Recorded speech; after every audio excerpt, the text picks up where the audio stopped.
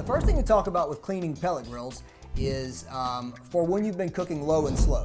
If you've been doing that, as soon as you're done with your food, it's a good idea to fire your pellet grill up as hot as it will get and let it stay there for 10 minutes or so to perform a burn off, causing everything on the grids to go from caramel to carbon, which is much easier to clean.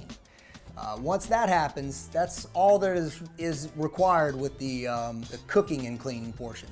The rest of the cleaning and maintenance stuff is more of the interior of the grill. So to do that, you want to make sure that the grill is completely cooled down. It can be cold.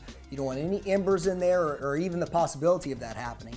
And so once that's the case, you remove your cooking grids, remove the heat deflection, and any other of the inner parts that, depending on the model or whatever type of pellet grill you have, take all the inside stuff out, and then using a shop vac, or they make specialized ash vacuums for fireplaces and for pellet grills and Kamados, Basically, you want to suck out all the ash that is on the floor of the grill as well as the fire pot, because that acts eventually, as it begins to build up, it acts as an insulator from your next round of pellets and the heat you're trying to get out of your grill. If it starts to act a little wonky, it's probably time to clean it.